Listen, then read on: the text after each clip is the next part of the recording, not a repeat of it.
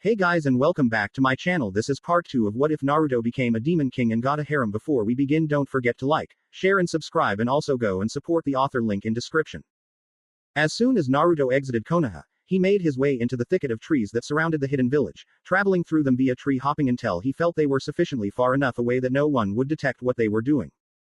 So what do we do now? Naruto asked, despite the fact that no one could be seen. Were any hypothetical witness watching, they would have sweat dropped before declaring the blonde clinically insane. Kyuubi uncurled herself from his neck and hopped out from underneath his cloak, transforming into her Hanyu form in midair. She landed on the ground and turned to Naruto. Well, I figured the first thing we need to do is get you accustomed to your new body and powers. To do that, we're going to go to the cursed plains in Makai. We'll get you some battle experience against some of the lesser demons. So how are we going to get to Makai? Asked Naruto with a raised eyebrow. While everyone had heard the many myths that surrounded the supposed underworld, a world in which demons roamed free and only the strongest survived. At least that was the information he had grown up on. No human had ever been to Makai, so no one actually knew anything about it. We'll perform the ritual to open a gate to Makai, Kyuubi replied matter-of-factly. The first thing we need is demon blood to draw out the seals needed to open the gate. After that, it's just a simple matter of summoning enough Yuki to open the gate. Naruto nodded and was about to take out a kunai when Kyuubi used her claws to cut into herself. Blood flowed from the wound that was quite deep. Despite that, the red-haired beauty didn't even flinch. Naruto, however, did. Hey, what are you doing? Naruto asked, shocked that she would so callously injure herself. Kyuubi looked at him and blinked in a confused fashion. I'm using my blood to write the ritual. Is that a problem, Naruto-sama? Well, Naruto watched as Kyuubi began writing a complex seal on the trees. I suppose not. I just thought we were going to use my blood. Don't be silly, Naruto-sama, Kyuubi said chidingly as she cut her palms again as they had already healed over, dipping her finger into her blood and writing some more. I am also a demon, so my blood will work just fine. Besides, I am your servant. It would be improper of me to let you use your blood, when I am perfectly capable of doing this myself. Kyuubi let out a squeak of surprise as a pair of arms wrapped around her from behind, pulling her against a well-muscled chest. She let out a shiver when she felt Naruto's breath into her ear. His breath was hot and the red-haired demoness could begin to feel herself melt into him. If the blonde kept this up, Kyuubi was sure it would only take a matter of seconds before she turned into a puddle of goo. You know that seal on your neck says otherwise, Naruto said. His voice was deeper than normal and carried a slight growl to it. Kyuubi was mortified when she let a moan escape her throat at the sound of his voice. Even worse, she could feel her sex getting wet and her love juices beginning to run down her thighs. And he was just talking to her. That is not the seal of a servant, Hugh-chan. Kyuubi's breath came out in pants as all of her demonic instincts were screaming at her to claim the male behind her. To rip off their clothes and let him mount her. To let him claim her as they rutted like Kitsune in heat. She did her best to quell those treasonous thoughts, however, as she spoke, I am still your servant Naruto-sama. Even if this seal says otherwise, this the only way to repay you for my sins. Naruto sighed as he let go of her, his voice returning to normal. You know it's not your fault, Hugh. I don't particularly care that you were sealed into my mom, or that you had done your best to escape the seal. You just wanted freedom. Were our positions reversed, I have no doubt I would have been trying to break free as well. As for the rest, it doesn't really matter. It's not like you wished to destroy Konoha. I doubt its destruction was even important to you. That's kind of you to say, Naruto-sama, Kyuubi said, glad she was facing away from Naruto so that he would not see her tears of gratitude. She quickly raised her left hand to wipe them away, not wanting him to see her show of weakness. However, it is my fault. If I had been more cautious, this would not have happened. Naruto frowned. He couldn't really understand why this woman was being so damn obstinate. If anyone should be angry and unforgiving at her, then it should be Naruto himself.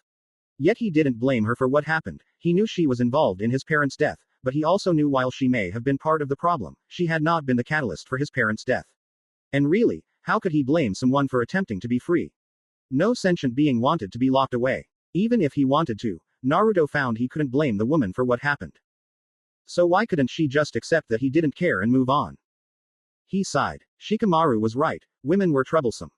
Having decided to just let her work, Kyuubi managed to finish the seals shortly after and began to channel her Yuki into them. A large black cloud filled with crackling red energy inside formed in front of the tree she was using. It reminded Naruto of the thunderclouds he had occasionally watched when Konoha had its rare storms. Only those were bluish-gray, with yellow lightning. Not black with red lightning.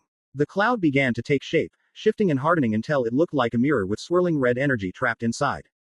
Follow me, Naruto-sama, Kyuubi said as she walked towards the mirror. As her body touched the hard-looking surface, a ripple spread out across it, making the surface look more like a liquid than a solid. Naruto watched as Kyuubi disappeared inside of the mirror and shrugged. A few moments later he walked through the mirror himself, not concerned about what he may find on the other side. Birth of the new Demon King. What do you mean you let him leave the village? A disgruntled Jiraiya practically yelled at the top of his lungs as he paced Sarutobi's office. Jiraiya was a tall man with waist-length, spiky white hair usually tied back into a ponytail, with two shoulder-length bangs that framed both sides of his face. He also had red lines that ran down from his eyes and wore a horned forehead protector with the kanji for oil. The only other physical feature worth noting, aside from his tall and imposing physique, was the single wart on the right side of his nose. Unlike most ninja, Jiraiya's clothing consisted of a green short shirt kimono and matching pants, under which he wore mesh armor that showed out of the sleeves and legs of his outfit. His outfit was completed with hand guards, a simple black belt, traditional Japanese geta, wooden sandals, a red cloak with two simple yellow circles, and a large scroll that was tied to ninja wire around his left shoulder and rested securely on his back. Sarutobi gave his most loyal student a flat look. I mean exactly what I said. Naruto has left Konoha to train in his new Kekkei Genkai. He will likely not be back until it's time for the Chunin exams. I meant, why did you let him leave? Jiraiya asked in an annoyed tone. How am I supposed to train Naruto if he's not even here? It had not been long since Jiraiya had come here looking for Naruto. After 2 weeks of waiting for the boy to just apparently show up at his feet, the white-haired man had come to Sarutobi, asking where Minato's brat was. The man had obviously not been happy by Sarutobi's explanation. Not that the old man cared in the least. If anything, Jiraiya was to blame for the mess he was in. Sarutobi shrugged. Perhaps if you had met with him before now this wouldn't have happened. Don't try to guilt-trip me, Sarutobi-sensei, Jiraiya said, looking disgruntled at the older man's words. I have too many duties that keep me away from the village, you know that. My spy network is important. There are too many dangers out there that we are only aware of because of my network. I couldn't leave it unattended. I am not saying what you did was wrong, the aging Hokage said, placating his student. He took a puff of his pipe and blew out a ring of smoke. I am merely stating that you probably should have tried to apprentice him sooner, or at the very least, visited him when he was younger. Jiraiya gave an exasperated sigh. He should have known Sarutobi would bring that up. It was true that Jiraiya had been in Konoha several times before now, and had even seen Naruto running around causing havoc when he was 6. Though he had never introduced himself to the kid. What would he say? Nice to meet you, Gaki. By the way, I'm your godfather, but I wasn't even there for you when you were younger. Hope you can forgive me. Yeah, that would go over well. So where is he now? Asked Jiraiya, grumbling and mentally complaining about old coots who should keep out of other people's business. He told me that he was going to head south, Sarutobi stated, completely unhelpfully. It's not like knowing the general direction of where the boy went would help Jiraiya find him. I do not know anything else other than that. Damn it, Jiraiya mumbled. You only have yourself to blame for this, Jiraiya-kun, the old Hokage chided. Jiraiya glared at Sarutobi as he left, deciding to spend some time researching in order to cool down. He would begin searching for the blonde after he had some time to think. Birth of the new Demon King. Naruto looked around with a blank expression. The cursed plains looked in many ways exactly how Naruto thought it would look. The ground was desolate with no life to be seen for miles. There were several large cracks around the surface. The sky was a blood red, and as Naruto looked off in the distance he could see a large mountain range and several forests that looked as dead as the plain he was in. There was no signs of life for miles around. So how are we going to find some demons to fight? Asked Naruto. We will just walk around the plain until some demons come to us, Kyuubi answered as she began walking. It didn't look like she had any destination in mind. Lower levels demons won't appear until after you step into their territory, so we'll walk around the plain until we find them. That sounds kind of boring, Naruto said as he ran to catch up to her. Are you complaining, Naruto-sama? Kyuubi said as a dangerous gleam crossed her eyes. It was a look that all females gained when annoyed, something they knew how to do instinctively. Even a civilian woman could gain that look and it was enough to freeze any man in his tracks, all-powerful demon or not. Nope, no complaining, Naruto said hurriedly, instinctively recognizing that look as a bad look. It brought all of his preservation instincts, honed from generation to generation of males who had suffered that look. Good, Kyuubi chirped as the look faded from her eyes. So, what exactly are you going to be teaching me? Asked Naruto, after having not found any demons for nearly 15 minutes. Well, to start, I'll teach you how to use your Yuki to create a physical attack, Kyuubi answered. Physical, Naruto mumbled, you mean like shape manipulation? It is similar, but that is a human's version of manipulation, Kyuubi said derisively. It was clear that she did not hold humanity or their abilities in high regard. I'm going to show you how demons manipulate their Yuki. It is far more advanced than anything a human can do. So then you must be pretty good at that sort of thing, Naruto said. Kyuubi managed to give Naruto a smirk. Yuki manipulation is my specialty. As the Kyuubi, my ultimate ability is complete mastery over my own Yuki. So the Biju have specialties then? Asked Naruto. Biju is simply the name humans gave us as a means of placing a label on that which they don't understand, Kyuubi scoffed. Our actual title is Demon Lord. There are 9 of us in total. Each of us have enough power to rule much of Makai if we wanted. Though only Hachibi and myself have enough Yuki to rival the 2 demon kings. She didn't include Ryzen in that category. He could beat all 9 demon lords with his hands tied behind his back. So what are the specialties of the other demon lords? Asked Naruto. Honestly, he was quite curious to hear what she had to say. After all, the very little was known about the Biju. Kyuubi tapped her chin a few times. Well, the Ikibi is a master of wind, and has a decent earth manipulation. That's how he can use sand, isn't it? Naruto realized, understanding how Gaara was now able to use sand as a form of defense and attack. Ever since seeing the ability, he had wondered how someone could manipulate sand like that. Kyuubi nodded. Yes, he combines wind and earth to form sand. Then you have the Nibi, who has control over fire and life and death. She works closely with the Shinigami to ferry the souls of the dead to the netherworld. The Sanbi has a mastery over water that makes your Nadaime Hokage look like an academy student.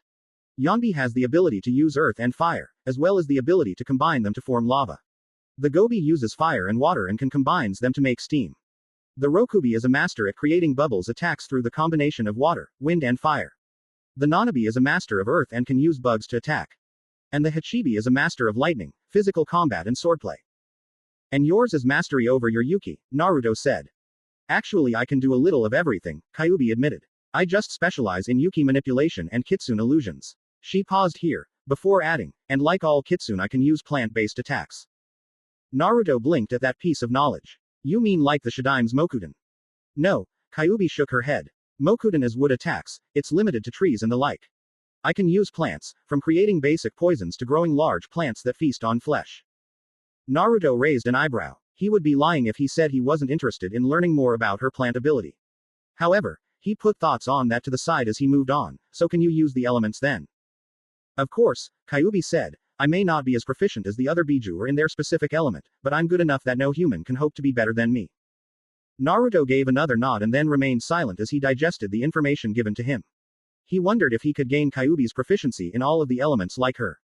Was she capable of that simply because she was the Kyuubi? Or did it just require power and time to master? He wondered if Ryzen Ojisan knew how to manipulate the elements. The silence was broken 15 minutes later by Naruto's scream of frustration. Gah! What the hell? Why aren't there any demons to fight? I'm not sure. Naruto-sama, Kyuubi replied just as confused. She looked around at the desolate plain, as if expecting a demon to pop up at any moment. There are always demons running around these plains, that we haven't run into any is odd. The only reason we wouldn't is if. Kyuubi's eyes widened as she realized what was wrong, and resisted the urge to smack herself. Naruto-sama, the reason we haven't run into any demons is because they're afraid of you, Kyuubi said. Afraid of me? Naruto asked in confusion before he scowled. If they're afraid of me, then what's the point of even bothering to fight them? Simple. I should be able to teach you some of the basic techniques by using them as target practice, Kyuubi stated, as if her reasoning should be obvious. It's best to learn your powers in a controlled environment. If we were to seek out the stronger opponents, it could be dangerous without a decent grasp of your power. Naruto sighed, knowing she had a point. So then how do we get them to come out? You need to learn how to mask your presence, Kyuubi answered as if it was the simplest answer in the world. No demon, even a lower-ranking one that acts purely on instinct, will fight against a demon that has enough Yuki to crush both the current demon kings at the same time with ease. So how do I mask my presence? Asked Naruto. It's a fairly easy ability. You must think of your Yuki as a ball within the center of your chest. That is your core. When you find your core, your task is to make it smaller by compressing it. Sit down. I shall help you in this endeavor. The next hour was spent with Naruto compressing his Yuki to what Kyuubi said was an acceptable level. She would eventually work on his control until he could mask himself perfectly, but that would take a long time, and right now she wanted him to focus on his combat techniques more than stealth. It seemed to work as 5 minutes later the two were forced to jump out of the way when several demons shot out from the ground. Blades, Kyuubi said as she and Naruto landed on the ground, eyeing the reptilian demons. The things looked like some kind of miniature dragons, or giant lizards. They were all wearing gladiator armor, had armor-colored claws and shields on their left arms. They like to travel underground and attack you then. So long as you're fast enough to dodge their first attack, you should be fine. Whatever, Naruto said as the 6 creatures dug back underground and came at him. A smirk made its way on his face. Let's rock. Birth of the new Demon King. So how'd I do? Asked Naruto as he did some stretches after killing off the last demon. Kyuubi stood on the sidelines to see how well he fought. The blades didn't actually provide much of a challenge, but they were good enough that Kyuubi had been able to study her new master's fighting style. Truthfully, Naruto-sama, you suck. Naruto face faulted. Getting up, he rubbed his nose and glared at his companion. What? Why? Kyuubi tapped a finger against her chin as a thoughtful look crossed her face. Well, let's see. Your taijutsu is awful, you don't even seem to have any kind of style when it comes to fighting. It's like you just do whatever the hell pops up in your head. You have no control over your Yuki, and your chakra control is. Well, I would say it was awful, but that would really be understating things. You lack technique, you lack finesse, you basically lack any kind of substantial skill. Naruto crouched down and began playing with the dirt as a rain cloud poured over his head. Yeah, well, it's not like anyone bothered to teach me, and since Mizuki was the one who taught taijutsu. Kyuubi winced, guilt welling up inside of her at hurting the one she was supposed to serve. I'm sorry, Naruto-sama. I did not mean to imply this was through any fault of your own. I may not have been fully conscious of what went on outside of the seal, but I saw how Jinchuriki were treated in other countries. Given what you've told me, I can see your time in Konoha has been just as bad, if not worse than others. I merely wanted to give you an accurate dissertation of your skills. Sock, Naruto smiled as the rain cloud that had been matting his hair to his face disappeared. He stood back up, looking as chipper as ever. But not to worry, Kyuubi said cheerfully. That's why we're here. I'm going to help you train. With your power, it should be easy to gain more than enough strength to defeat a cage during this month period. Really? Asked Naruto, blinking. Cages were the strongest ninja in the entire world. It took years if not decades to reach that level, and even then, very few were ever capable of reaching the prestigious S rank, which was the level of a cage. Really? Kyuubi said with an enthusiastic nod. By the time we're done, you will be more than a match for any cage-level ninja. Alright, Naruto shouted as he hopped onto his feet with renewed energy. So what are we working on first? Yuki control, and chakra control. Naruto face faulted. He had always had horrible control, and now he had 2 types of energy to control. Naruto concluded right then and there that his entire experience this month was going to suck. Birth of the new Demon King. You've gotten a lot better, you said. Why don't we go find an arch-fiend for you to fight, you said. It will be fine, Naruto-sama. Nothing to worry about, Naruto said, mimicking Kyuubi's tone of voice to show how thoroughly disgruntled he was. That is the last time I ever listened to you. It had only been a few days since Naruto had begun his training. And in that time Naruto had truly come into his own. Without the seal blocking his potential, the blonde was learning far more quickly than even Kyuubi had thought possible. After he had mastered the few Yuki control exercises she had given him, the vixen had taught him how to properly apply his new power to increase his speed and strength, and how to form basic energy attacks using his Yuki. Kyuubi had to admit to being impressed with the blonde's ability to learn. While he could not stand listening to lectures, so long as you showed him what you wanted him to learn, he would get the technique down in under an hour. Of course, the fact that Naruto had learned the secrets behind the Kage Bunshin no Jutsu had meant what would normally take days or weeks to master, took far less time, depending on the amount of clones Naruto made. Kyuubi rolled her eyes as her master continued complain as they made their way down the busy street in one of the demon villages within Makai. She sighed as she noticed the many looks of lust being sent her way by the men that she and Naruto walked past. It bothered her to receive those looks, especially since she only needed to display her tails to get them to stop. However, it had been decided by her, and seconded by Naruto, that she should hide them so that rumor of her continued existence didn't get out to the 2 demon kings. That still didn't mean she wasn't annoyed. Even worse for her were the looks her master was getting. So far, every single female they had passed by had stopped upon seeing Naruto. Their faces would go red, eyes would widen, mouths would gape open and produce vast amounts of drool. Not only was it disgusting to watch women debase themselves by being so blatant in their staring, but it irritated Kyuubi to no end. None of these girls were even worthy of looking at her master. Getting her mind back on track, Kyuubi rolled her eyes, and when Naruto paused for breath asked, "You weren't injured, Naruto-sama, why are you complaining?" "It's not a matter of getting hurt," Naruto said in an annoyed tone. "Those clothes were some of the only pair I had, now they're gone," he gestured to himself. Like when he had gone through his transformation from human to demon, Naruto was completely shirtless and his pants were ripped in multiple places, showing off parts of his boxers. "Which is why we're going to get new clothes for you," Kyuubi said as if speaking to a child. "Really? Sometimes her master could be so immature. Besides, human clothes are far inferior to the clothes that you'll find here. Now stop being such a child. I don't sound like a child, do I? Naruto asked, an innocent look on his face. Kyuubi rolled her eyes. Despite his new personality, every now and then the old Naruto would come out. She would never admit it out loud, but it was somewhat endearing. Not that she would ever tell him that. At the moment you do. Really, Naruto-sama, you need to learn to be more mature. Naruto grinned, and before Kyuubi knew what was happening, he disappeared from where he was and reappeared behind her. A pair of arms wrapped themselves around her waist, pulling her flush against a well-defined chest and six-pack. Despite her best efforts, Kyuubi's face took on the same hue as her hair as blood rushed to her cheeks. Now don't be like that, Q-chan, Naruto whispered in a husky voice, I can be plenty mature. Perhaps you would like me to show you how mature I can be. Kyuubi shuddered and just barely managed to keep her arousal down so none of the demons near them could smell her musk. Even then, she could not stop herself from leaking a small amount of love juice that ran down her thighs. The combination of Naruto's musky scent filling her nose, his hard and well-muscled body pressing against her back, his voice a husky growl in her ear, his hot breath hitting said ear, and the absolutely dominating demonic aura that screamed alpha was nearly too much for the fox woman's libido. Naruto. Sama. We should get you your clothes, Kyuubi said, her voice haggard. It took a concerted effort of the most supreme willpower to rid herself of the lust her master's presence had caused. Taking a deep gulp of air, she removed his hands from around her waist. Stepping out of his hold, she began moving again, putting some distance between her and her master so she would not jump him in the streets. She could not give in to her temptations. Someone like her, who had made her master's life miserable, did not deserve to be with a person like Naruto. Getting herself back under control, Kyuubi began walking again. Come on, Naruto-sama, the store is just a short distance away. Naruto sighed as he followed Kyuubi. He was a little disappointed that she had turned him away again and could not understand her reasoning. He had been rather straightforward in his desire to be with her. Yet, no matter how many times he would flirt with her, compliment her, or use physical intimacy to fluster her, nothing ever happened.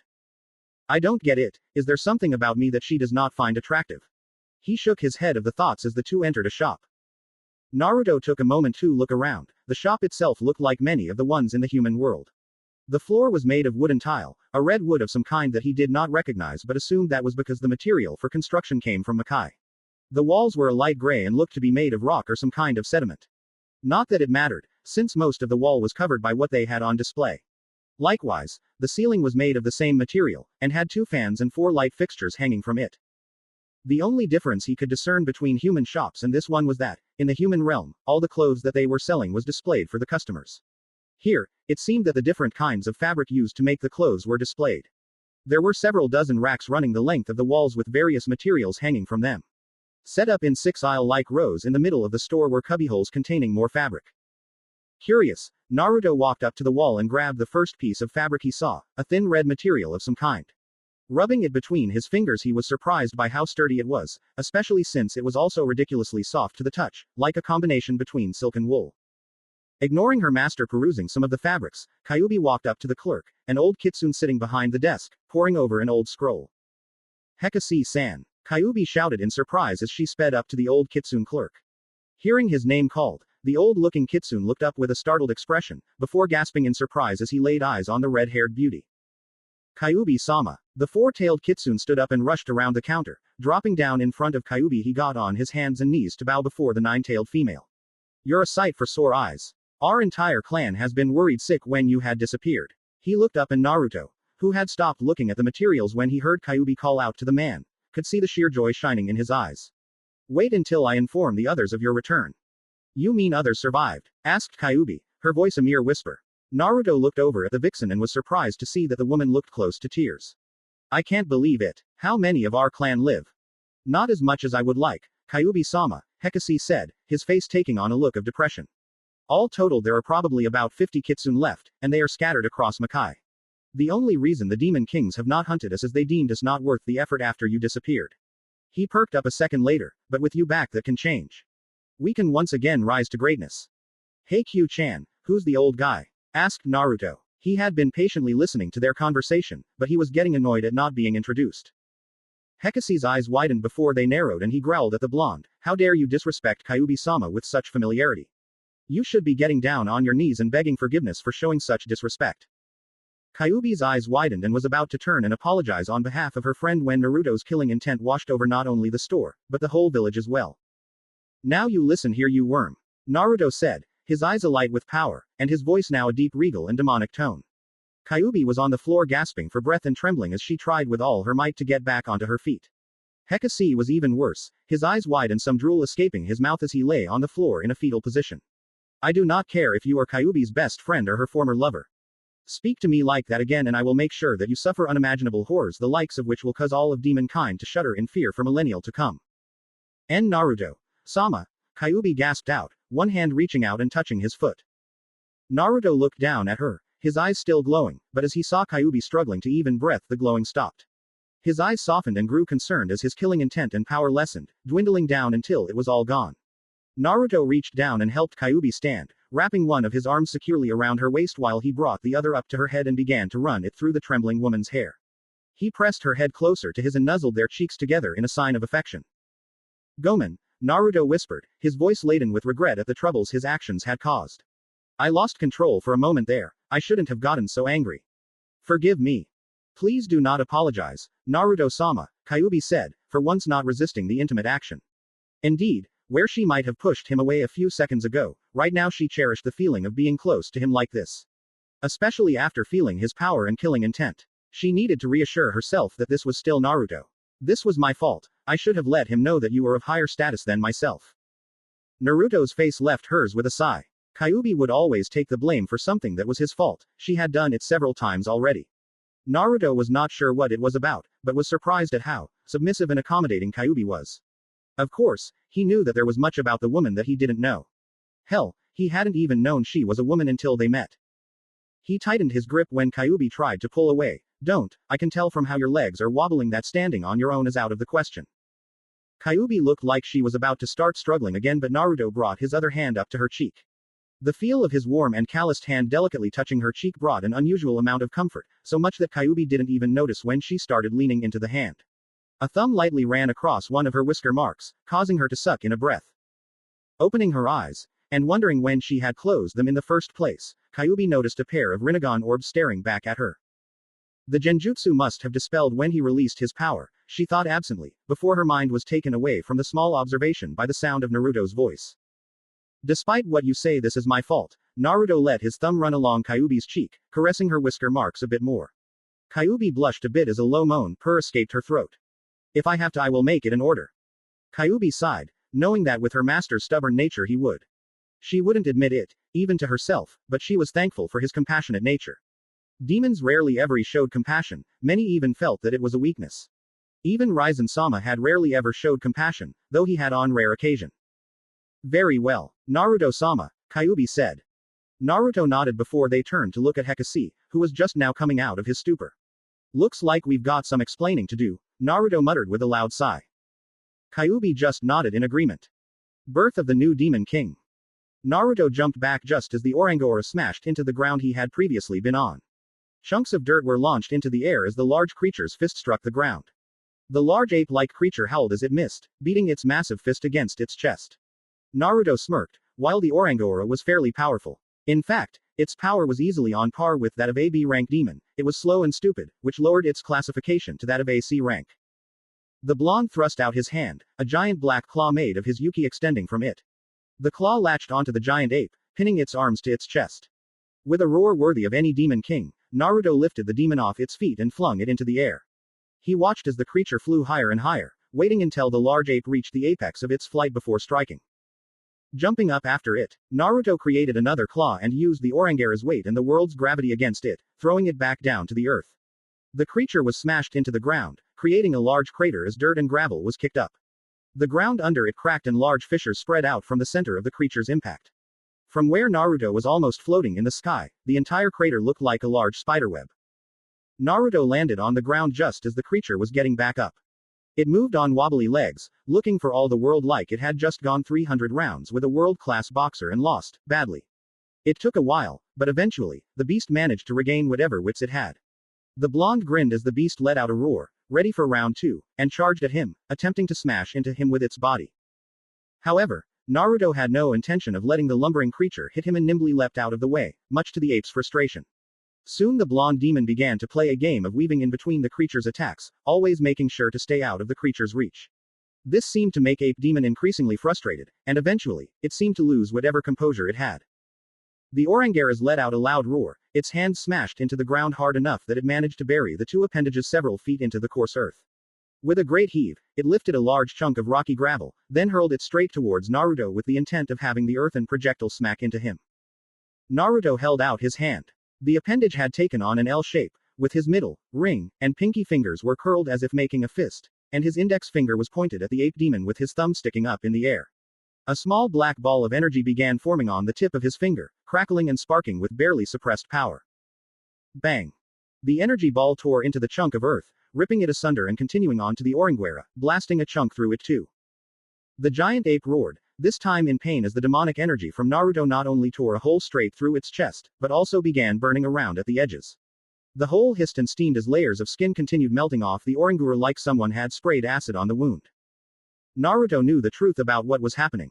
Kyuubi had informed him early on that Naruto's Yuki was poisonous to those who weren't strong enough to withstand it, and the blonde demon shinobi had used that to his advantage.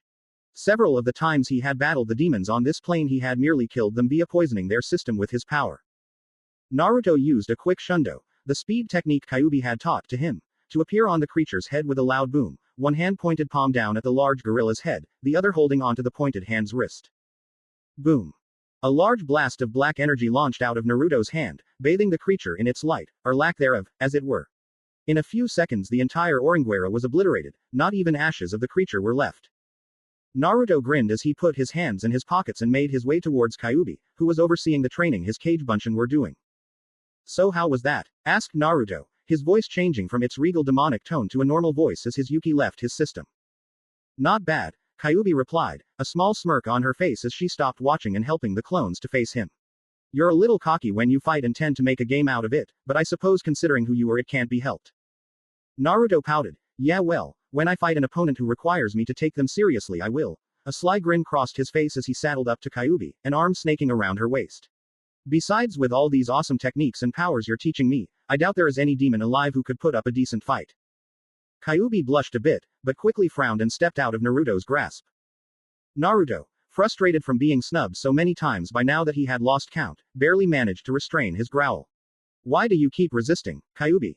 He asked. Despite his voice being calm, there was a hint of frustration. I don't know what you're talking about, Kyuubi replied, turning away so he couldn't see her face. This time Naruto did growl, don't give me that. You know very well what I'm talking about. Is there something wrong with me? Am I not attractive enough for you? Or do you not like me because I was once human? No, Kyuubi shouted as she turned to him, her eyes wide in shock. No, she repeated, her voice softer, there's nothing wrong with you, I just. Then what it is? Naruto asked as he closed the distance between them, have I done something wrong? I know we haven't known each other that long. Naruto paused here, well, I guess you've known me for a while now, huh? He stopped when he heard Kyuubi sob. He moved to comfort her but she quickly moved away, taking several steps from the blonde, before whirling on him. That's just it, she said, tears leaking out of her eyes. I've known you for a long time, longer than anyone else. I was sealed into you the moment you were born for Kami's sake. I know of almost everything that happened to you. She stifled another sob. I watched as you went your entire life without anyone but a few people caring about you, and even they were only passing by, never staying long enough to truly help. I saw all the beatings you've ever gone through, like watching a movie. Every time you went to the hospital in critical condition I was there. I saw. She paused, unsure whether she should continue or not but plunged on anyway. I saw when you tried to end it. Naruto stiffened. He was not surprised that she knew about his beatings. While they had been rare, only happening once in a blue moon, they had happened. Usually he would get beaten while running afoul of a drunken villager. He lived in the red light district so there were quite a few of them wandering around late at night. He had learned early on not to stay out after dark when he was younger. But to hear that she had seen him in his greatness moment of weakness was shocking, even though he knew it shouldn't have been. It had been when he was 6 years old. He had just started the academy and couldn't have been happier, since he felt he would finally get to prove to everyone just how awesome he was. Several people had not liked the thought of the demon getting stronger, and he had received his first true beating that day, the kind where he was sent to the hospital half dead and forced on life support for several days despite Kyuubi healing him. It had been after he had left the academy when it happened. The blonde had reached the red light district where a group of disgruntled villagers had been waiting. They had muffled him and taken him into an alley where they proceeded to beat the life out of him. He didn't know how long the beating had lasted, or even who had been doing the beating. Consciousness had faded in and out before the pain had become too much and he had passed out altogether. He hadn't known what happened after that, but did remember waking up in the hospital attached to a life support system. A month after that he had lost it, not being able to stand the glares, the new and harsher beatings when drunks caught him. Naruto had attempted to commit suicide. He had taken a kunai knife and slit his throat. Only for his throat to heal nearly instantaneously. He had tried his wrists and ended up getting the same thing. As a desperate last gamble, Naruto had pierced his heart. He was not sure how he had survived that. It was you, wasn't it? Naruto asked in a low voice. You were the one who had kept me from dying that day. Kyuubi nodded her head. All these things that had happened to you were because of me, because I was sealed inside you. She turned away again. But that's not even the worst part. The worst was that I didn't save you out of some noble desire to keep you alive. I saved you so that you would suffer, so that I could get some form of revenge on you. Even though, like me, you had no choice in being my host. Someone like me, someone who has caused you so much pain and relished in it, doesn't deserve to have you. Naruto closed his eyes and sighed. Opening them again, Naruto walked over to the sobbing vixen, wrapping her up in his arms. Kyuubi struggled a bit, but with her waning strength and Naruto's immense physical condition there was no contest between them. Eventually her body gave out and sagged into him, tears coming out of her anew. Baka, Naruto said, one of his hands reaching out and caressing her hair. That was years ago. And while I don't like hearing that you wanted me to suffer, I can understand how you were feeling. I can't say if I would have done the same or not, but who can unless they're placed in a similar situation. Everyone would like to say things like, I would never do that. And, what a horrible thing to do. But in truth, no one could ever truly know how they'd react until they're put in a similar situation. What about before you met me? Kyuubi asked with a slight hiccup. It was very odd seeing the most powerful of the 9 demon lords break down like this. Naruto may have only known her for a time, but he knew enough to know that crying like this would be seen as a sign of weakness, and one that Kyuubi herself was likely to scorn were anyone else doing so. He wondered if she would still cry for him if he were still human. Probably not. I didn't even know about you until 3 months ago, Naruto said in an amused voice. Sure, I may have placed a slight blame on you when I first learned about the sealing, but that was overshadowed by my desire to prove I wasn't you. I never really took the time to place blame on anyone, not my parents, and certainly not you. Kyuubi sniffled a bit as she buried herself deeper in his chest, reassured by Naruto's words. She still felt horrible, and in some ways, her master's forgiveness made her feel even worse. She had watched and relished in his suffering, drinking in the agony that a 6-year-old child had gone through like a fine wine, all for the sake of her misguided hatred. Yet Naruto had forgiven her, the person who had caused his suffering, and enjoyed it. His forgiveness of her just made her feel even more guilty. And yet, beyond that guilt, Kyuubi felt the stirrings of hope. That maybe, just maybe, if she helped Naruto and did all in her power to protect him, then she would be able to earn the forgiveness he had given her. Forgiveness that she didn't deserve. What about the villagers? She asked after several seconds of silence. Naruto chuckled. I may not blame them for the sealing, after all there was nothing they could do about it one way or the other. Naruto sighed as he placed his chin on top of Kyuubi's head, letting it rest there as he continued. That doesn't mean I don't blame them for how my life has been because of them. They abused an innocent child for crimes he did not commit, for something beyond his control. They didn't even take the time to get to know me, simply believing that I was a demon given human form. Naruto chuckled at the irony of that statement. In some ways, he guessed the villagers had been right. They had just mixed him up with the wrong demon.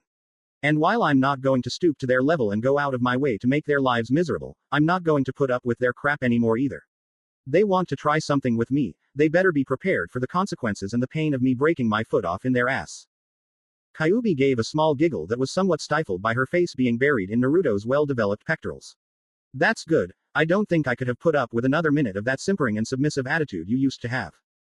Ouch, Naruto said, mocking a wince. You could have put that a little more nicely. He grinned. In any case, I'm just glad I'm not an overly conscious bleeding heart like a certain vixen I know. Who would have thought the great Kyuubi no Yoko was such a crybaby? Naruto winced a bit as Kyuubi's nails elongated into claws and dug into his back, but for the most part ignored the slight pain. He pushed her back a bit, looking at her tear-stained face, bringing a hand up and wiping off the few remaining tears. So are we gonna cry and moan about things that aren't true and don't matter anymore?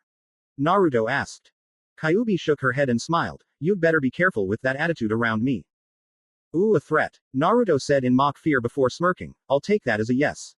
And in that case, we need some way to seal your promise not to cry about things you can't control. Kyuubi blinked at him and tilted her head curiously. What do you mean, MMMPH? Kyuubi was cut off as Naruto smashed his lips against hers. The redhead's eyes went wide for all of 1 second before they fluttered closed. Acting almost on instinct, Kyuubi pressed her lips against the blonde's even harder, eliciting a slight grunt from the blonde. One of her hands ended up going to the back of Naruto's neck while the other buried itself in his hair. Kyuubi moaned at the feeling of Naruto's lips against hers. They were surprisingly soft, not something she would have expected from the blonde. Soft and moist, and in Kyuubi's humble opinion, perfect. Opening her mouth, the vixen allowed Naruto to slip his tongue in between her teeth and deepen the kiss. Kyuubi's tongue came out to meet his as they began to duel and danced around each other. Kyuubi's experience won out and Naruto let her explore the inside of his mouth. Her tongue ran over his teeth, feeling the increased length of his canines. It went to his roof, licked along his inner cheeks. The red-haired demoness left no part of the blonde's mouth unexplored. Eventually, Kyuubi's tongue retracted, allowing Naruto to the same to her. When breathing became a must, the two broke away. What was that for? Asked a completely dazed Kyuubi, her eyes half-lidded with lust. Naruto grinned at her expression. Why, we were sealing our promise, of course. You're not going to feel guilty about what happened to me anymore, remember? Kyuubi looked up at him with a cute expression of confusion on her face. She shook her head and gave a sly smile. I think we need to try again, just so I remember our promise more clearly. Naruto chuckled before leaning back down and capturing Kyuubi's lips again. Birth of the new Demon King. Loud explosions and the sound of battle filled one of the dead forests of Makai. The feeling of raw power emanating from the forest was enough to drive off even some of the bravest, or dumbest of demons. It was a very smart thing for them to do, all things considered. After all, getting in between a battle between the most powerful of the 9 demon lords and the heir and descendant of the greatest demon king to ever exist was not a wise move. Naruto grunted as he jumped away from another of Kyuubi's energy blasts, this one hitting close enough to sing his clothes. There was a slight pull on his yuki as they repaired themselves a moment later.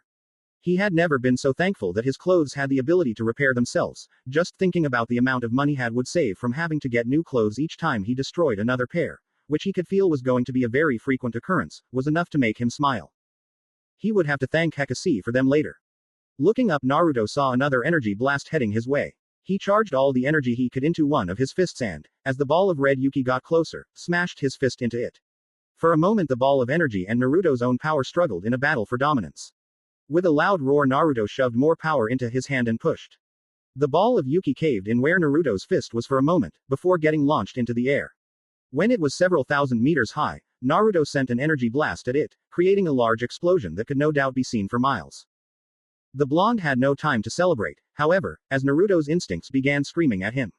Acting on them, he jumped to the side just in time to dodge a giant claw of yuki. Creating his own yuki claw, Naruto grabbed onto the red claw of energy and yanked. He was rewarded when Kyuubi came flying out of the forest, head first and towards him. He jumped up to meet her, his fist already charged with yuki, the black energy making it impossible to see said appendage.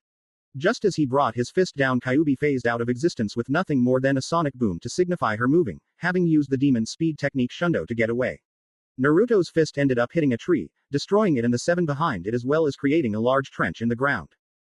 Landing on the ground, Naruto went into a roll, dodging the red beam of energy that Kyuubi shot from one of her tails. He had learned early on that Kyuubi's tails were actually the most dangerous part of her body. With them she could launch energy blasts anywhere she wanted, and was not limited by not being able to see where she sent them. That, and the fact that she had 9 of them meant she could send a near continuous stream of energy when she wanted to. Kipping up on the balls of his feet, Naruto spun around and held out his hand, palm pointed towards the sky. Several reddish-black discs appeared above his hand. They looked like a spinning hacksaw, with razor-sharp, jagged edges that looked like they would be incredibly painful if they cut into your flesh. Naruto placed his hand on the top one and began throwing them at Kyuubi, one after the other in quick succession. Before they could hit the red-haired vixen, Kyuubi began to weave her tails in a complex pattern as she charged them with yukai, creating an energy shield that caused the attacks to explode harmlessly in front of her. However, Naruto used the distraction it afforded him and shundoed right in front of her, his leg crackling with an ominous black glow as it descended on her. Kyuubi merely sidestepped the kick, using her arm and yuki to redirect the blast away from her and knock Naruto off balance. Naruto stumbled and Kyuubi capitalized on his momentary weakness, smashing a yuki-covered fist into his face. Naruto went flying backwards for nearly 100 feet, smashing through multiple trees before rolling to a stop just a few feet from a small lake. He blinked several times as he tried to get the spots out of his eyes, all the while wondering why his head was ringing. As he lay there panting, Kyuubi came up and leaned over him with a victorious smirk. Yeah, go on, gloat as much as you can now, Naruto panted, trying his best to give her a glare. Considering how much his head hurt, it was less effective than it could have. It would be a good idea to take what bragging rights you can before it's out of your reach. Kyuubi just shook her head, her smirk still in place. Do you think I would be so cruel as to brag about how I kicked your ass 6 ways to Sunday? Yes I do, Naruto said with a grunt as he felt the last of his wounds and burns heal. Sitting up, the blonde shook his head to clear it. He could distinctly hear ringing in his ear. Who would I brag to? Kyuubi asked as she held out a hand to help Naruto up. After all, until you have the strength to claim your throne, I'm basically sworn to secrecy. Naruto looked at the hand and grabbed onto it, but instead of letting Kyuubi pull him up, he yanked on it and pulled her down. He watched with amusement as her eyes widened, and just as she crashed into him, Naruto wrapped his arms around her waist. Rolling over, Naruto grinned victoriously as he looked down at the red-haired vixen he was now straddling. I suppose that's true, Naruto mused, though it will probably worse if you bragged after I took Raizen Ojasan's place. Well then, I suppose you'll just have to convince me to stay quiet, Kyuubi replied in a purring voice. Naruto grinned and began to lean in when. Gra aag. Both Naruto and Kyuubi were forced to roll off each other and jump out of the way as several globs of acid splashed against where they had been laying. Oi, who the hell do you assholes think you are? I was just about to. Naruto trailed off and eyed the odd-looking creatures warily. The things were bent down on all fours and had a large pair of arms coming out of their backs. They had black leathery-looking skin covering most of their bodies except for a few parts that were red and showed off muscle, and their face, which was an off-white color. A few of them had masks on, and while Naruto was not sure, he had a hunch that they increased the creature's size since the ones with the mask were at least twice as large as the ones without. All in all, they were some of the ugliest things he had ever seen. There were 50 in all. Nobodies, Kyuubi commented as she made eye contact with him.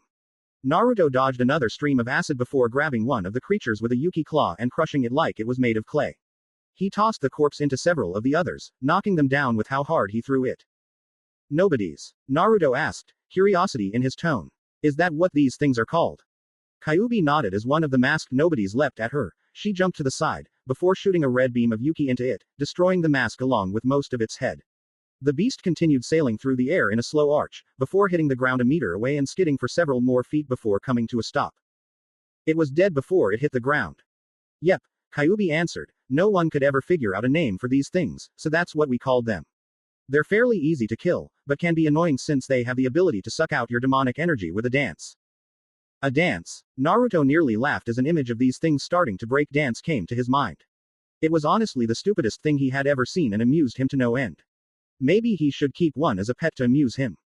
Don't underestimate them, Kyuubi warned Naruto as her tails shot out, red Yuki extending from them and impaling 4 of the nobodies.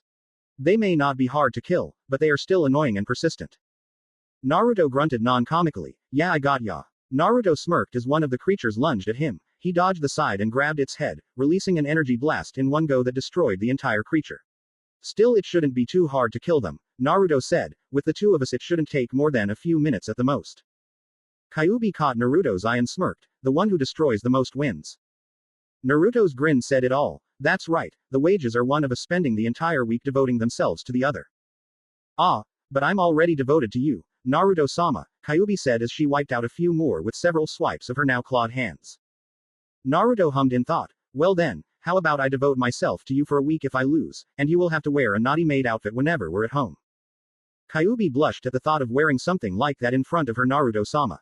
It sounded kinky. Deal. Alright then, Naruto said as he really cut his energy loose, the black Yukai exploding out of him. Let's rock. It had been 3 weeks since Naruto and Kyuubi had entered the realm of Makai, and during that time Naruto had grown a lot, and not just in strength.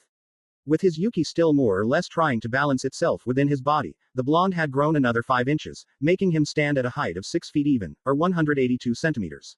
He also looked older now, his physical body matching the 16 to 18-year-old look of Kyuubi. Speaking of the vixen, she was the one who told him why he was growing so damn much. Not that Naruto was going to complain. His height had always been something he had been self-conscious about. The fact that most of the kids at the academy had teased him for being so short notwithstanding. The reason for his incredibly growth spurt, apparently, was because he quite simply had too much Yuki for his body to handle. With the nearly overwhelming amount of power now being regulated through his tenketsu, his body had been close to destroying itself from the inside out. Thus the excess Yuki that he let out subconsciously was being used to increase his growth in order to handle his power. For someone who had been about just short of 146 centimeters just a little less than a month ago, it was a nice change. Naruto had learned much, both about his new powers and his demon heritage.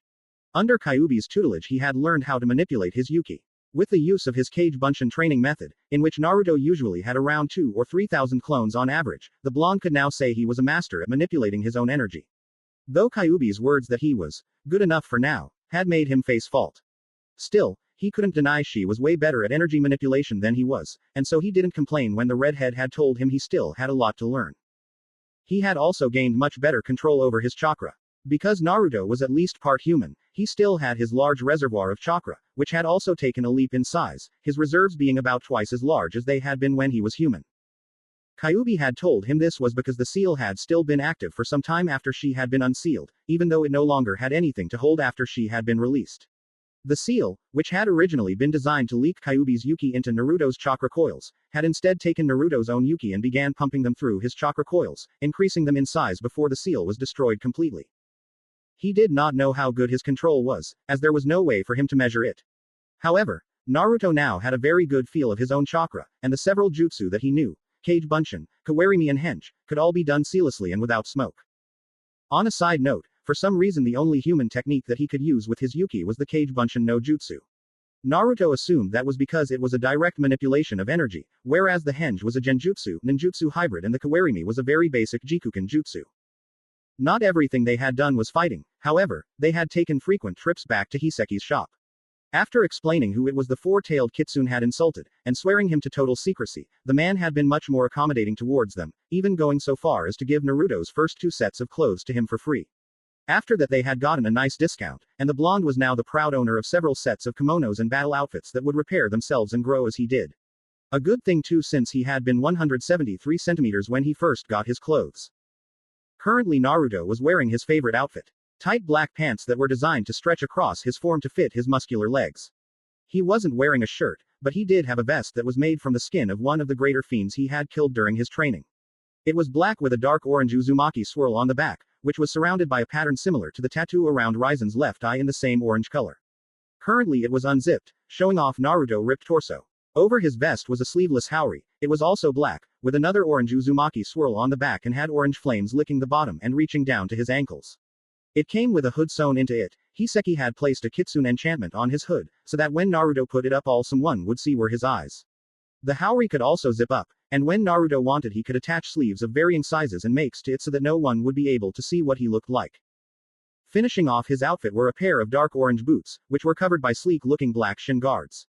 His arms were likewise covered by a pair of arm guards, and a pair of orange fingerless gloves. All in all Naruto felt the look was badass, and if the way Kyuubi had purred and almost jumped him when she first saw him wearing them was anything to go by he was damn sexy too. As it was she had waited until they had left the Yuki village to jump him. Which was just fine with Naruto. With all that had happened in the past 3 weeks, Naruto had to say he was rather pleased. He was getting stronger every day, he was learning more now than he ever had at the academy or from Kakashi. He was learning about his heritage, at least the demonic half of it, and he had a beautiful vixen by his side. Yep, life was good for Naruto, and even the so-called last test Kyuubi had told him about couldn't bring him down from his current high. Birth of the new Demon King. So that's it huh? Asked Naruto as he looked at the massive tower hovering over a city that was covered in mist. The city itself was fairly large, and he could only see a part of it due to the mist that covered most of the sprawling mass of buildings, which meant the city was much larger than it appeared. The only thing that he could really make out was the tower, a large spiraling mass of stone and mortar that looked like your stereotypical evil dungeon, with sweeping staircases and buttresses of all kinds on outside along with several large, pointed towers and statues of various animals that Naruto could not recognize. My last test. Yes, answered Kyuubi as she too looked out at the city. That city is called the City of Ghosts and Apparitions. The castle above it is called Maze Castle, and is the fortress of the 4 Saint Beasts. Most of the demons living in the city are small-time, E to C class. However, the 4 Saint Beasts are said to be more powerful and will be a good test to see if you learned everything I have taught you so far. How do you know about these 4 Saint Beast guys anyways? Asked Naruto. You've been sealed up for like 100-something years haven't you? A tick mark formed on Kyuubi's head at being reminded of her previous imprisonment. However, she didn't let him know how his words irritated her. She knew he didn't mean it as an insult but a legitimate question. Because they formed about a year before I was forced to live in the human world. While they aren't that powerful compared to some of the demons in Makai, they are powerful enough that they were able to take over this city. They are also vastly more intelligent than the demons I have had you face thus far. Demons that lived on the plains of Makai were generally very stupid, lacking in everything but the most basic forms of instinct. While some of them, like the greater fiends and the Orangora, had a lot of power, they did not have the brains to properly use that power. Naruto nodded before he turned to Kyuubi and grinned. Since I have to go alone, how about a kiss for good luck? The redhead rolled her eyes, even as a grin of her own formed on her face. She pressed herself against the blonde, had wrapped her arms around him. She raised herself up on her tiptoes as Naruto leaned down, his eyes closing. However, just before their lips touched, Kyuubi pressed 2 fingers against his, making him open his eyes and blink owlishly. I think not. The grin on the redhead's face grew wider, her larger-than-average canines slightly poking out from her upper lip. How about you do well, and if I'm impressed then maybe, just maybe, I'll give you that kiss you're craving. And with those words Kyuubi disappeared within a shundo, leaving Naruto blinking after her. Said blonde looked at where Kyuubi had been in his arms just second ago, blinking in confusion. That lasted only so long, however, before he growled in frustration. Damn it, Q-chan. You can't just leave me all bothered like this. He grumbled for several moments before blinking as several ghouls surrounded him. Not in the mood to deal with these small fry, he growled. What the hell do you pricks want? The ghouls ignored him, however, as they talked amongst themselves. Such a delicious smell. He looks so tasty. Let's eat. Several large tick marks formed on his head as the ghouls spoke. Oi, I suggest you all shut the fuck up before I rip your goddamn intestines out of your throat and shove them up your ass. He let loose a small amount of his power and killing intent. Small being a very relative term. What Naruto did was release around maybe 10% of his power and killing intent. However, 10% of his power was on class with an B-rank demon, and therefore much more powerful than anything these ghouls had likely ever come across. Therefore it was no surprise when the moment he unleashed his power, the ghouls hightailed their asses out of the blonde's vicinity. Naruto snorted before going on his way, grumbling about vixens and how they were going to regret leaving him horny the whole way. Birth of the new Demon King. Meanwhile, within the maze castle, Naruto's presence did not go unnoticed. It's been a while since we've had a visitor. Who cares? There's only one of them, and he hardly has any power to him. He's not even worth our attention. What say you, Master Suzaku? Bayako is correct. A single demon with only enough energy for AD rank. I doubt he could even make it past the front door. Birth of the new Demon King. So this is Maze Castle up close, huh? Naruto snorted. How quaint. He began walking closer to the entrance but only made it a few steps before being approached by a strange creature whose purple body consisted a single eyeball centered between 2 bat wings. Welcome to Maze Castle. The one who wishes to enter this castle must first be tried by the gate of betrayal. Announced the creature. Trial? Asked Naruto, tilting his head from side to side as he looked at the creature. What trial? In answer to the blonde's question, the creature darted over to a switch on the side of the wall, causing the ceiling above them to fall down. Naruto frowned as he raised a hand and held the roof from collapsing on him. I hope this isn't the trial. If so, then I want my refund. This place sucks. This door is very sensitive and quite tricky. It is able to detect the strength of the people supporting it and apply the greatest pressure possible without crushing them outright. The creature said in what Naruto assumed was a smug tone. Just listening to the creature pissed him the fuck off. As soon as one person slacks, it will then completely fall to the ground. If one person betrays the rest and escapes, the rest will be crushed. If everyone remains, then eventually you will tire and you will all be crushed. Only betrayers have the right to enter this castle. So who's going to live and who's going to die? Ha ha ha ha. Oi, did you forget I'm a lone cocksucker?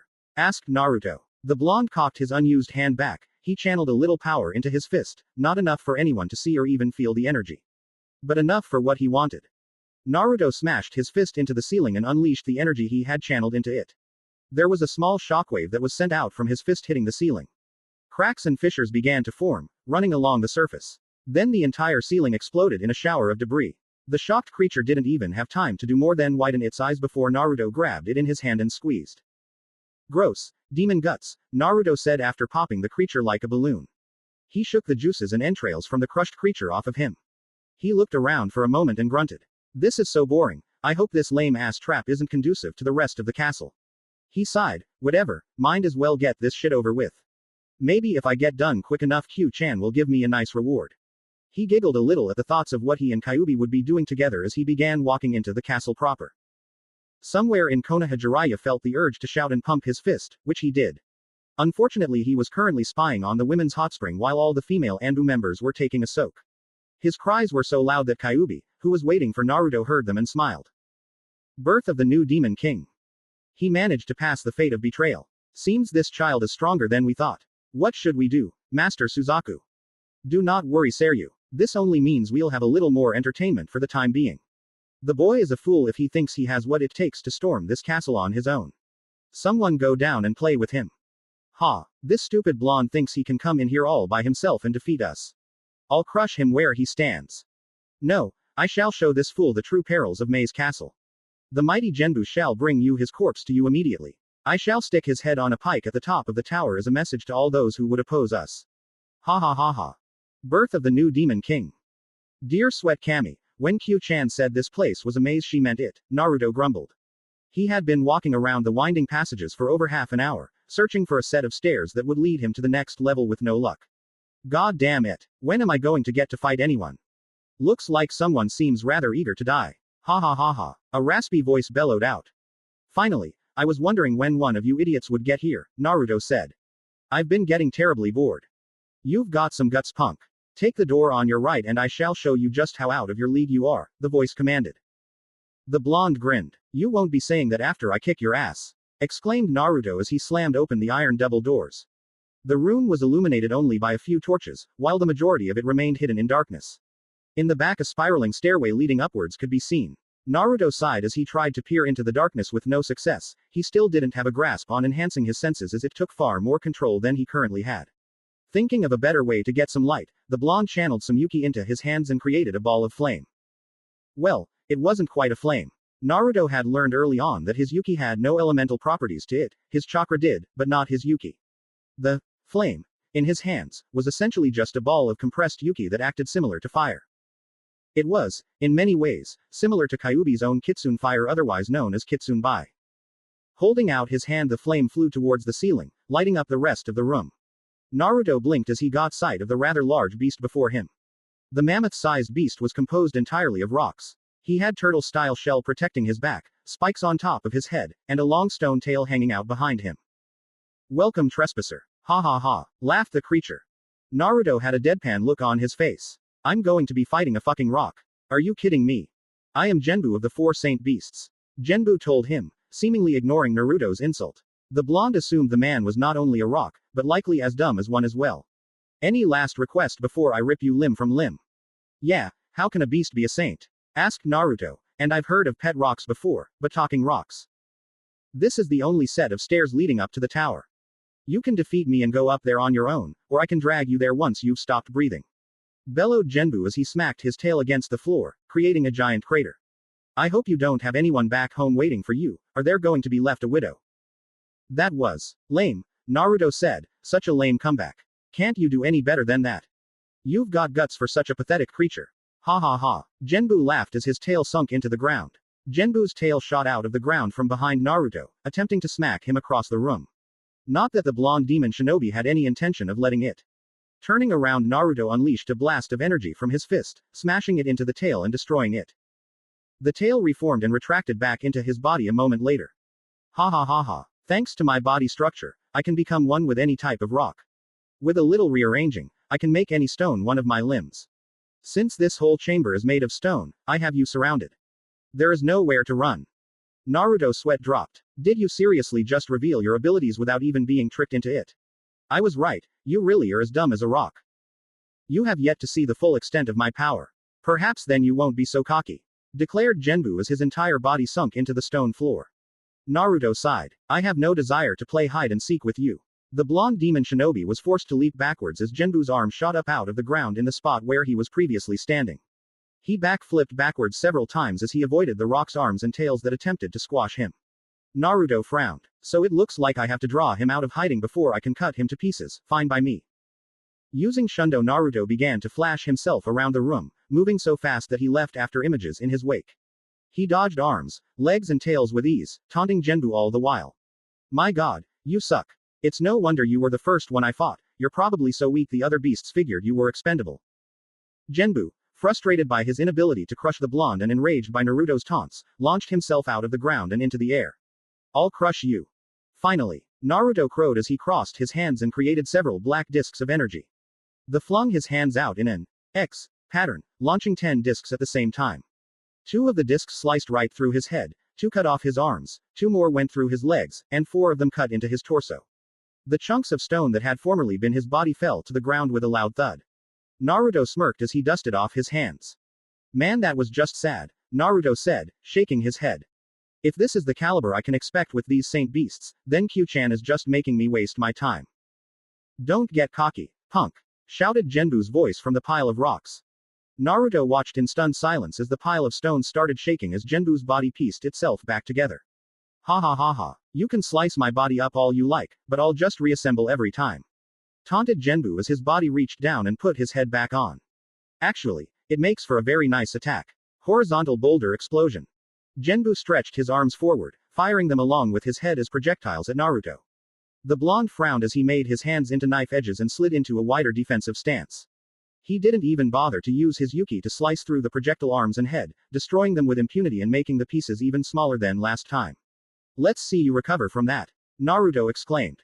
This is nothing, bellowed Genbu as his body reassembled itself again. Surrender and I'll make your end swift. You can't defeat me. Horizontal boulder explosion, shouted Genbu as he started rapid-firing baseball-sized stones. Naruto frowned as he tried to come up with a plan, even as he continued destroying the boulders with well-placed punches. There's got to be a portion of his body that allows him to reassemble himself. The only problem is finding it would be like trying to find a single grain of sand on a beach. Naruto grumbled. This guy wasn't even worth the amount of time the blonde had already wasted on him. Why couldn't he just be simple to defeat like all the other demons? Well, if precision cutting doesn't work, I'll just blast the fucker away. Naruto began channeling more energy into his hand than he had previously. Enough that wisps of black energy began leaking off of his hand like steam. You efforts are useless. Just die. Horizontal boulder explosion. Genbu released his entire torso as a barrage of stone projectiles. Naruto dodged the stone projectiles, weaving through them as if they weren't even there. Using the same attack over and over again, have you no originality? Shouted Naruto as he smashed his fist into Genbu. There was a massive explosion of black energy that engulfed the large rock beast. The power Naruto unleashed caused the creature to disintegrate. Naruto looked around and snorted. How did you like that? Naruto began walking towards the stairs, grumbling the entire time. Stupid rock, making me waste so much time. Birth of the new Demon King. The remaining beasts all watched as the blonde's attack utterly destroyed Genbu, or more like disintegrated as there was nothing left of the rock demon, not even rubble. Still, they did not seem at all concerned by the death of Genbu, nor by the progress Naruto was making. It seems that Genbu has gone and gotten himself killed Master Suzaku. You shouldn't be so troubled, Seryu. Genbu was the weakest among us. His only usefulness was his ability to communicate to the demons of the city through the walls. His defeat has tarnished the name of the Saint Beasts. We cannot allow this intruder to progress any further, Master. Their end is near. I'll tear him to shreds. This blonde fool will not escape the hunt of Byakko. Birth of the new Demon King. Naruto sighed as he continued walking. This place was so boring, and Kyuubi was refusing to talk to him via their telepathy through the mating bond until he had finished his test. Man, I really wish Q-chan had chosen a different task. This is so boring. I need some action. Suddenly a deep grumbling roar shook the tower. Ggggrraaahhhhhhhhh. Oi, who the hell is being so loud? Shouted Naruto. Ggggrraaahhhhhhhhh. Cracks started to form in the stone walls and the ceiling tiles began to crumble, sending debris to the floor. Naruto frowned as he looked around at the passageway, which looked it was beginning to come apart at the seams. Large cracks began forming along the entire corridor as the stone around him crumbled and broke apart. This place doesn't look like it can take too much more of this. The blonde used Shundo to speed up the last bit of the passageway. He made it just as the ceiling collapsed behind him. Dusting himself off, Naruto walked up the final set of stairs and out the final opening of the tower to an outdoor platform. He seemed to be on a wide elevated stone pathway that was led from the tower. When Naruto looked down the sides, he couldn't even see the ground, it was so far down. On the shorter pathway leading from the platform to the main portion of the compound stood the gargantuan white tiger. You must be the second beast, Naruto said, his tone carrying a hint boredom to it. The second saint beast was a huge humanoid white tiger with teal stripes, standing several meters tall. Two large fangs jutted out from the bottom of his mouth and his green mane extended down to his upper back. He sported a green and red fur tunic with leg warmers. The tiger let out a low growl as his tail thwacked against the ground behind him, cracking and denting it. Pest. You will pay for coming this far into my territory. Sneered Byako before he let out another roar. This one was not quite as intense as the other one, but it was enough that Naruto had to place his hands on his ears to block out the sound. God damn it, you're loud, Naruto complained. You remind me of this human girl I know, she can shriek like Banshee too. I can't believe such an insignificant insect like you has forced me to come all the way out here. Snarled Byako. Don't be fooled by your victory over that weakling Genbu. This is the end of the line for you. Genbu was nothing. The only reason we didn't kill him ourselves is because he could communicate with the demons in the city by growling through the castle walls. Are all of you saint beasts so damn arrogant? Asked Naruto. If you think you can do better than him, then back up your claim with actions. However, Byako appeared to not be listening to the blonde's words as he continued his rant. I am a real beast. It's maddening enough that I've been locked up in this compound for all this time without the taste of human flesh. No prey, no bones, no blood. Then you have the nerve to come in here and think you can just walk all over us. Oh, I'm sorry, did hurt your ickle feelings? Asked Naruto in a baby tone. Poor little tiger. The blonde sneered and his tone became harsher when he spoke again. Stop your bitching and fight me. Insignificant trash. I will tear you apart and eat you myself. Bellowed Byako. I will rip your sorry ass to shreds and feed you to the Fugaki. Naruto sighed. Why was this idiot still talking? Then get on with it already. GGGRRAAAAAHHHHH. Byako unleashed another stone-shattering roar. This one ended up reducing the wide-open platform to a narrow pathway leading out to a circular area. That roar is no joke, Naruto said. Still, you're going to have to do something better than that to even put a scratch on me. Oh, is that so? Well, don't worry, I'm just getting started. Byako plucked some hairs from his mane, started blowing on them. His breath infused them with spirit energy as they suddenly shot out of his hand and into the air where they transformed into four green-furred four-legged beasts. The four beasts all landed with a thud in front of Naruto. You're joking, Naruto said as he looked at the furring animals. Kittens. You attack me with fucking kittens. What is this? A maze of powerful demons, or an animal shelter? The blonde snapped his face as his face gained a eureka. Look to it. I know. You're opening up a petting zoo, aren't you? You won't be saying that when these kittens rip you to shreds. Byako roared in anger. How dare this pest mock him? Naruto snorted and lifted up his hand, his fingers stretched out as he pointed them at the beasts. I don't have time to deal with trash like this. 4 black balls of Yuki on the tips of his fingers. As the beasts jumped, Naruto unleashed his Yuki, shooting the 4 energy balls right at the beasts. They struck the creatures, exploding on contact and defeating the beasts with ease. Smirking, Naruto looked at the shocked Byako. Is that all you've got, Kitty-chan? Byako growled in frustration. You will not make a mockery me, you are my prey. You make me so angry. I'll kill you myself. Naruto rolled his eyes. Then get your hairy ass down here, kitten. We'll see who kills who. Fool, yelled Byako as he leapt from his position and landed down on the platform with a massive thud. Naruto let out a whistle of amusement. Would you look at that? You're even bigger up close, but you could stand to cut back on the cold cuts. Those little Yuki balls of yours won't be enough to defeat me. If that's all you've got going for you, you're done for. Bellowed Byako. Naruto gave Byako a vicious grin as he held out his hand, palm pointed towards the giant tiger. Who said that was all I've got? That was one of weakest attacks. A black orb of Yuki formed in his hand and was soon launched towards Byako. The ball smashed right into the giant tiger, exploding, sending Byako and the large slab of stone hurtling down to the ground below. Sorry, but I don't have the time nor the inclination to play with a loser like you, Naruto said as he began walking off. Birth of the new Demon King. It hasn't changed a bit, Kyuubi said with a fond smile as she looked at the moderately sized mansion surrounded by a gate, with the entrance being guarded by 2 Kitsune statues that were sitting down in a pose of watchful alertness.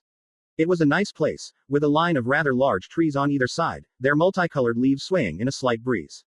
There was a pathway that led to a set of double doors in between the trees. Not in the 500 years since I had this house made. Kyuubi walked up to the gate. It was rather intricate, with sweeping curves rather than the standard straight lines most metal gates were made up of. In the center of the entrance was the symbol of the Kitsune clan, a fox head surrounded by 9 tails in a swirl that was almost like that of the Uzumaki, ironically enough. Biting her thumb, Kyuubi smeared her blood across the symbol. It glowed red for a brief moment, before the sound of shattering glass echoed through the clearing. The gate opened smoothly and efficiently, with not a single groan, despite having obviously not been used for centuries. Kyuubi walked down the path and towards the door. When she placed her hand on the door, it too took on a red glow.